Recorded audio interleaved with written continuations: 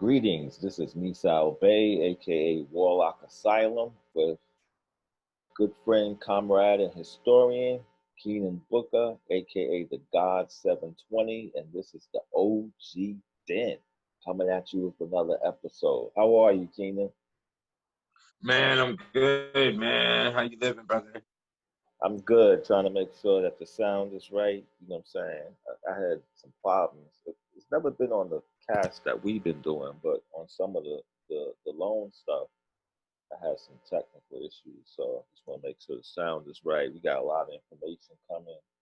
I'm good. We got a lot of different chambers, man. This brother right here is very highly educated, and he's got a lot of stuff that is definitely paradigm shifting. And we're going to take it in chambers so that when people look at these videos, they can see a nice collection of work, and this is coming out of his books. You know what I'm saying? So he's got really some things to say. I'm gonna pull up a screen for a second. So just let me um,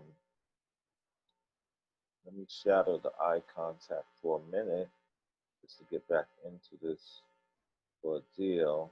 Hold on a second. I'm going through all of this. I hope y'all can see all of this. I just wanna pull this up out the way. All right. So talk, Seven. What's going on, man? How was the day? Okay, you there? You hear me? Yeah, I can hear you now. Yeah. Okay, you cut out for a second. Okay, we're good. Okay. All right, well, go ahead. No, I was saying, how was the day? How was everything going today? Oh, yeah, no, everything's smooth, man. The werewolf is coming out of everybody. Yeah. Well, I wouldn't say the werewolf. I'd more say, like, the chihuahua. But, some Doberman is coming out of motherfuckers, Yeah. And what I mean is, the enforcement of authority, the false sense of authority. Mm-hmm. You're getting everywhere where everybody feels as if they can just outright tell somebody to put on a mask. Mm-hmm. I am the law. I am going to enforce the law, and you ain't shit. Yeah, I don't know you. Yeah. Like, I know they're not doing that in Chicago. Chicago don't be down with that shit. You can't stare at me for 5 seconds in Chicago and they ain't gonna see at your ass. You know what I'm saying? So I seen somebody with a mask gun. They got a mask gun. They can shoot it at you in the mask. Slap around your ears. It's like all sorts of crazy stuff, man. Yeah. But I guess that leads into what we're getting into today, which is lycanthropy. Is that correct? Yeah, the lycanthropy. Yeah, and the werewolf. Yeah, werewolfism. And we're going to make a meal out of this. So, because the discussion could be lengthy, but we'll chop it down in segments. You know what I'm saying? And, werewolf part 1, werewolf part 2, werewolf part 3, possibly werewolf part 4, because however you want to do it. Yeah, I think this is like some good meat here. But in your definition as a historian, what is lycanthropy? Because a lot of our viewers are not familiar with that word. Lycanthropy is the medical definition. Mm-hmm. Let's be very clear on this.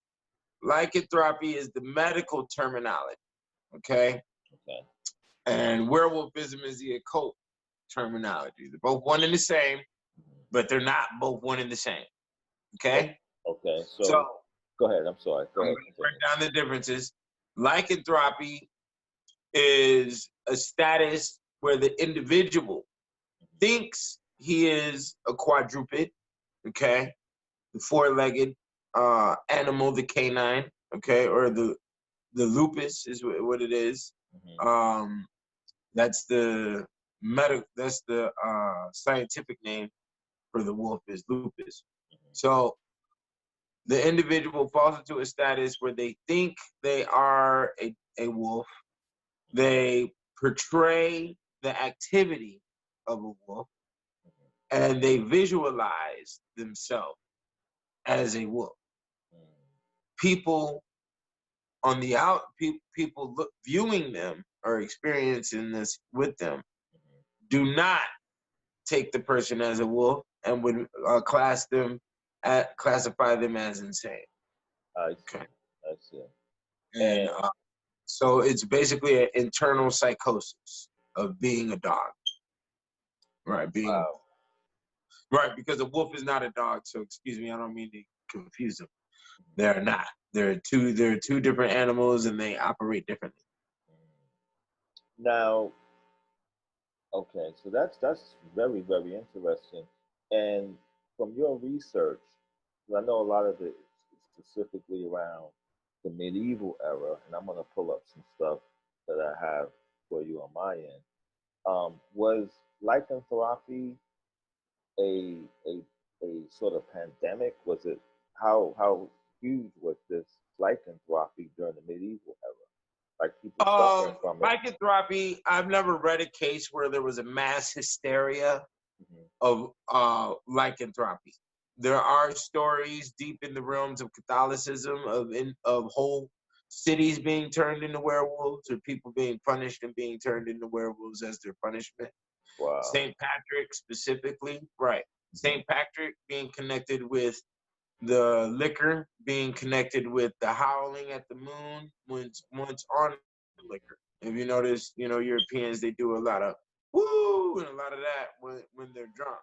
Okay, Mhm. liquor is connected to werewolfism. You see what I'm saying? Okay. So, I've never read across a case besides that one story of a mass or a epidemic of lycanthropy occurring. It's usually an individual scenario. Right. Now, one thing on the flip side, what sort of violence was, well, before we even get into that, can we get your definition then of werewolf, just so that everyone's on the same page? You know what? Okay, werewolfism is the occult side of things. Now, where there was some form of ritual being done in order for you to turn into a werewolf, or you were being punished to be a werewolf, like I just explained, by a saint. And usually that punishment would go on for a stint from 7 to 10 years. Usually, and this scenario, just like lycanthropy, is documented all the way back down to Greece. Okay, so it goes back further. The oldest documents, and you have to understand that that's for our time period being underneath Western civilization. So every single culture underneath the sun has some form of lycanthropy slash werewolfism inside their stories, whether that be folklore or mythology. Gotcha. Supposedly, African tribes have were hyenas, and they also have were lions. Um, I think Native American Indians had were bears, and or I think they also had werewolves as well. And then the Indian people, they also had the were tiger, I think it was as well.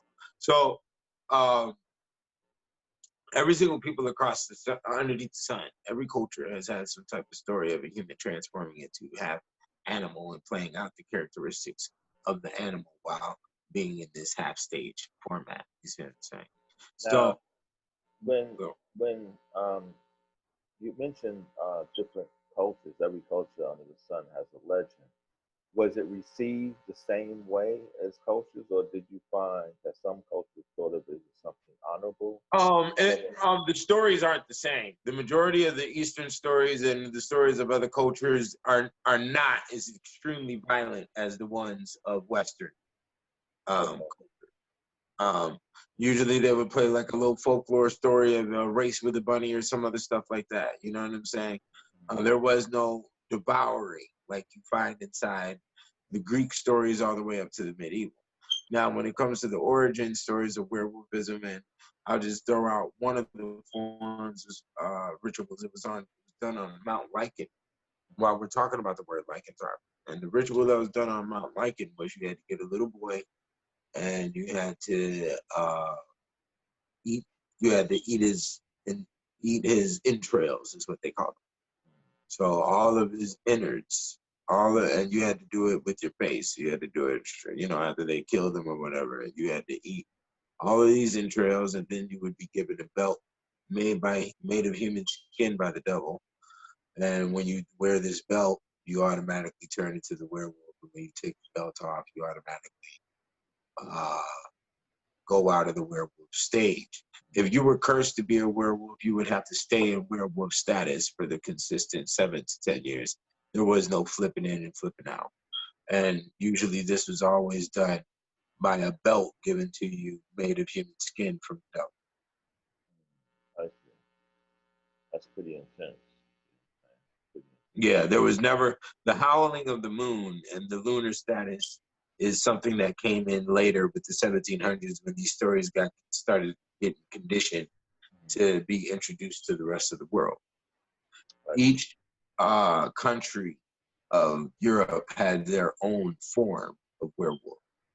So as you see on this hat, is you see the fleur de lis, that is France. France's werewolf is Loup Garou. Okay. Is Loupgarou. On my wrist, you got Italy. You see that as Italy Versace. Italy's werewolf is Luke Marano. Okay, or Manero, one or the other. You know. Wow. And, yeah, and the Roman. Rome starts out with Romans and Romulus, who are also wolves. That's a she-wolf that started out Rome, right? And that she-wolf energy is carried on through the prostitute houses during the course of Rome, but those were called lupanar houses. Lupanar houses and she-wolf level prostitutes you do not find in America. Yeah, that's like a. Go ahead. What was she-wolf prostitute? Yeah, the she-wolf. What would that? There's a couple of queens throughout the medieval times that incarnated the she-wolf energy as well. Now, what would that type of prostitution be? What level of prostitution that was? Okay, good. I'm glad you asked that. Right. This is great ravaging prostitute. These are body. These are the girls who walk through naked, singing songs in the middle of the street, you know, flashing cunts at your husband while you're walking down the street, you know, shaking your tits at him, and, you know, ravaging women. We're talking about women who demand it. They have no pride and they have no shame. I see. You know, but always remember that the pride is of the devil. So to not have pride is the key thing. I see. So this is more robust type of prostitution, or just flamboyant, like just, you know, pushing up on the guy the way God would push up on the.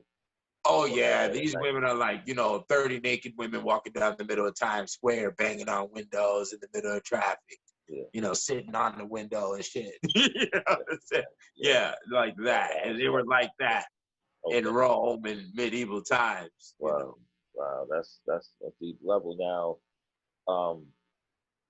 that sort of, so as far as the werewolf on the occult side of it, I saw some passages in your book that mentioned that wolves and werewolves were responsible for the death of thousands, you know, across Europe. The death of who?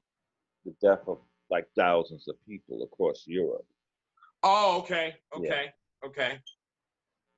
You want me to talk about that? Okay. Yeah, you're talking about 1600 to 1700. That's that. Yeah, there was over from 1600 to 1700. I think in throughout all of Europe, there was over 10,000 deaths from attacks by wolves. Now, this is another link into the witchcraft, as the wolf is the witch's pet. It's one of its high-rank familiars, okay? And babies used to get fed to the wolves whenever, you know, on one of the witch level initiations, you have to give birth to a baby and feed it to a wolf, you know? Yeah. That's pretty deep, man. So you have to understand that this wolf merging into the Western culture was definitely during the 1700 zone, and it was great ravaging, great mystery. It was, say, for instance, the story of the Beast of Gavadon, which is a story to this day, which they don't know what really happened. Over 200-something people got killed within the span of a couple of months. Yeah, bodies were being found ravaged everywhere in the morning. And they didn't know what it was, who it was. Supposedly they found the wolf. They brought the wolf in front of the king. The king knighted the wolf. And yeah, there's a lot of different stories about the wolves. And there's many stories about wolves and how attitude and principalities of the wolf character got embedded inside Western culture, and also how the Western culture made said wolves submit to their so-called rule. Okay, and that was one of the stories. The wolf got brought to the king, and the wolf did not attack the king, and the king held his hand out. The wolf put his hand in the king's hand, and then the king said, "The wolf's fine. Nobody, attack the wolf. Just feed the wolf, and he will no longer attack the people." Supposedly that happened. That remind you, I wrote this book like 5 years ago, so that story is in there. But that story I don't think is connected with the Beast of Gabadon story, because to my recollection, the Beast of Gabadon that was never found. But there was, they never found what wolf it was that they think, but they did supposedly kill one. A woman killed the wolf. They got a big statue for it outside of one of the castles. Wow. That was in, I think this was in France, the city of Gabadon. Don't quote me that, but I do believe that's what where that city is located. But you can wiki page it, the Beast of Gabadon. The information that I have inside my books does come from old books. Okay, I found out about the Beast of Gabadon in very old literature. I didn't find it on the internet. You see what I'm saying? So there was a lot of mysterious situations. There was a lot of interweaving, even in the first chapter of the Kicked Out of Heaven Volume 1, when there was a lot of famines that occurred. The wolves of the woods would smell the bodies, and they would come and attack the bodies, attack the dying Europeans from famine while they were laying in the grass, and they were very close to death. The dogs would come and ravage them, put them to their end. And then, the wolves would. And sometimes they would also have to watch the wolves, because sometimes the plague would only hit the animals. So the wolves wouldn't eat sick bodies, and they would pay attention to all of that activity. Wolves can grow to, I think, 6 to 7 feet. These are humongous animals. Well, I think the largest one's been documented as like 10 feet. They can, wolves can get real big. You have to understand that the further back you go in time, the bigger everything gets. That's from the food to the humans, to the animals, everything gets bigger. Supersized it up. So what how did people protect themselves? Because you mentioned something about castles, and I think there were borders around certain castles. How did people protect themselves from? Was there any measures of protection that they took against the wolves? For the women and the children, and that's why when you watch medieval movies, they don't really. I mean, they show you that. They show you that it's all men protecting the scene, because that's basically what it was. Women and children were, in the city, at home, in the village, doing what they were supposed to be doing with whatever trade they were working for, to keep things, to keep things moving. There was stuff to do every day. So it was mainly the regular weaponry. But you have to understand, when it comes down to protection, when it comes down to white male time, they gamed, they fought, they sharpened their knives, they fenced. Well, during the medieval times, fencing was considered to be homo. They really took out the knives and the daggers and the swords for their daily practicing of combat. Not only that, they were consistently hunting, they were consistently training dogs, they were consistently playing chess, they were consistently getting drunk, they were consistently chasing after women. It was consistent every day, nonstop. It was, it was trailblaze, So they were built to know when anything moves, to watch every single corner, because there was so much action that was put down on the mandate of their brains, and you had to understand the status of society at that time. Anything could happen with the weather, and the weather was extreme. Anything could happen when it comes to an opposing army or a gang of bandits that want to try to raid the land. That could happen at 3, 4 in the morning. You know, we always got to keep somebody on post. This stuff was real. This stuff was real. And the reason why you can see that it was real, because you can see it in their activity today. You can still see the responses from all the events that happen in old Europe in their daily activity right now. You know. But the thing also too I want to touch on now, why, like in protecting from werewolves, right? Did this have anything to do with the fortification of the castle walls? Yes. Mhm. The castle walls and the fortifications of castles and why they were built to be so durable, really could go back further, way back further than that. Because the oldest document is, I think, from a man turning into an animal, is in Gilgamesh. Is the Gilgamesh records? Gilgamesh Records. I think there's a case of Wawa through Yeah. the So I don't know much about it, but I do know that that's the oldest document on Earth that's relative to this subject. So I state that because when you go deep into the Catholic records, there's a lot of it gets real mystical. It starts getting to mythology levels. Like I said, St. Patrick turned a whole city of pagans into werewolves, you know, as a curse because they wouldn't resent Jesus, you know. And there's many, many, many stories like this. There's many saints who set whole villages and whole cities on fire, you know, that sent whole ships down in the ocean and all that other type of stuff. So I state all of that because the fortification of the castles could have been to hold against 30-foot trolls. Yeah.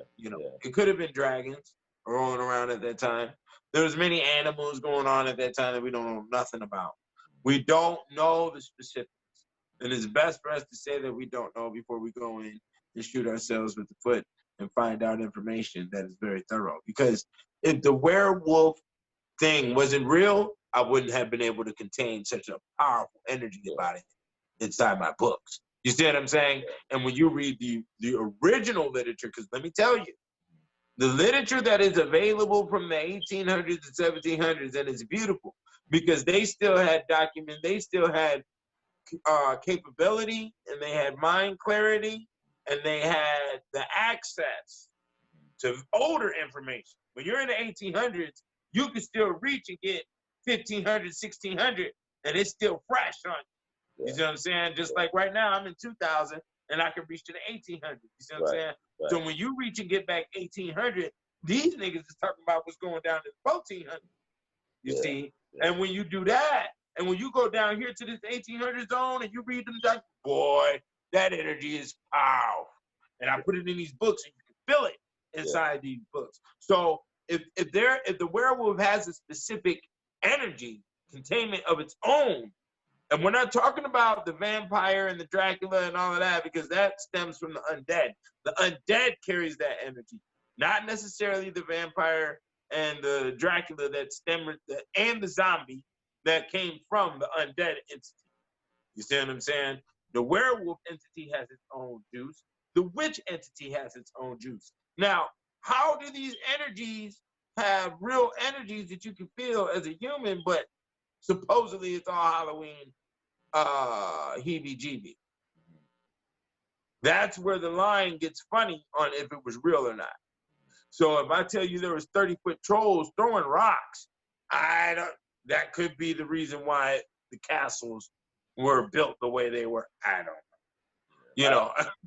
I think that, like, at that time period, because I do know it, being a magician myself or alchemist, that a lot of times when doing certain ceremonies, electricity shouldn't be on, right? And so a lot of times the way we build now with the cement on the ground, all this kind of stuff, it certainly deflects certain things. I give you an example. Like in New York City, when I was coming up, right, you can go to the park any time of night.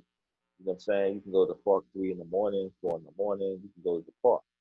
Now, when the Giuliani, Giuliani era exploded, he shut all that down. So the parks became locked up, and it was weird for people. Like, hey, why does someone would want to lock the park up? Now, this is happening at the same time that crime is being deferred. Okay, a lot of people don't know that um, a lot of sci-fi stuff that happens in the electronic world already was happening in the world of nature if you knew how it worked completely. Because we see the world of nature as just something organic, but in the deeper process of, let's say, even like a Rudon doctor, he sees it electronically. And the reason why I'm saying this is because if you want to get to Australia without taking the airplane, you would go to a forest and you would utilize the tree signal to get to another place. And so what happened was, as they were deferring crime in New York City, they was building gates around the park, but not only gates, but iron gates to deflect energy from coming out of the park into society. Right now, during the time period that I was, um, working with authorities, because like, what's this dude up to? That's what. I would run stuff that was coming from the occult to the police officer. And these were people like who were bounty hunters, detectives. These were pretty deep officials. It just wasn't like some dude driving a car.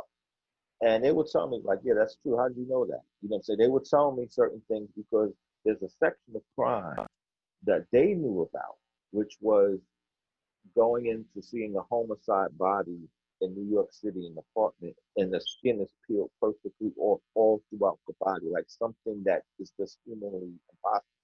You know what I'm saying? These are some of the things that certain divisions of crime units in the city had to deal with. You see what I'm saying?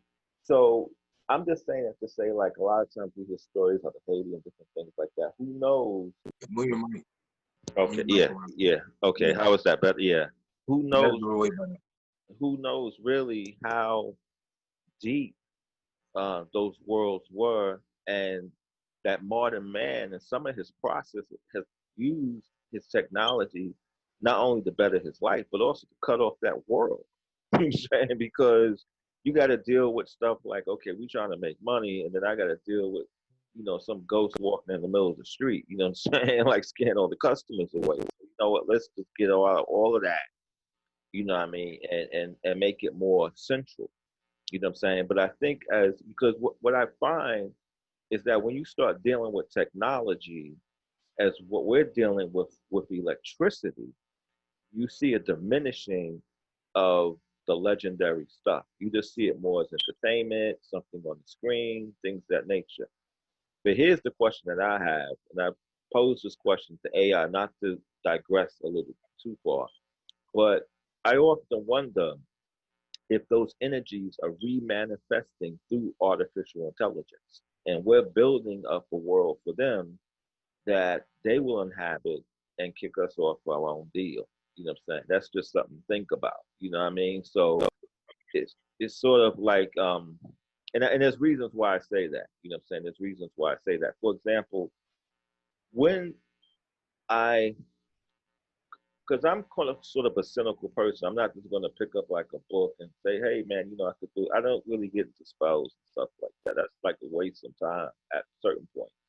Sometimes it could be I can't really see it useful because if you know what you're doing, you don't really have to get into that world that deep. But I'm aware of it.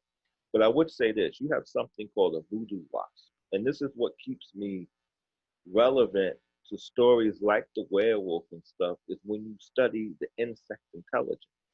So the voodoo wasp, uh, it worked like it would go to a spider's web, right? And the spider will be like, "Oh man, I got another prey." So it'll come over, and the wasp will wait for the spider to come, and it will sting the spider, and the spider is completely knocked out unconscious. What the wasp does then is it will sew its larva to the spider's abdomen. The spider wakes up. He doesn't know what's going on. He just thought, hey, I may have took a nap or something. But the larva is feeding off the spider. But there's one problem. The, the larva needs a cocoon to hatch out of. And guess who's going to make it? The spider. So it mounts, it stings the spider, and the spider spins a web that it's never made before. But it's a perfect cocoon for the larva to go into and hatch out of. And so it'll sit there and watch the spider build this cocoon. And after the spider is done, it'll mount it and kill it. And then it will go inside this cocoon and it will hatch into its next stage. But here's the thing that scientists who report this don't talk about. How did the wasp know that the spider could do that? You know what I'm saying? How did the wasp? So that's when I hear stuff about the werewolf. I'm not going to say, hey, you know, this is solid, but I'm not going to say that it isn't solid, like you said. You know what I'm saying? Because there's things that in nature tell us stuff. Like we talking about pulling down statues of slave owners, right? But when you look at certain ants, they bury the slave ants separate from the slave making ants. They will make a procession, dig in the ground, and put the ant body of the slave in the ground, and then go like 30 feet away to another mound to bury the ant that was controlling that one. Oh, yeah, there is a deep science behind that. Those are the death sciences, bro. But see, as you're talking about the ant and the ant hill, that was a hardcore. That was observed very heavy by Egypt, you know, and also the queen and the queen bee mechanisms. Yeah, they observed a lot of the insect characters that was around them and designed their whole civilization behind it. That's part of the Scarab people as well. But when it comes to the reality of the werewolf, there is no true reality. Okay, now the closest thing to the werewolf is the most famous werewolf of Germany, the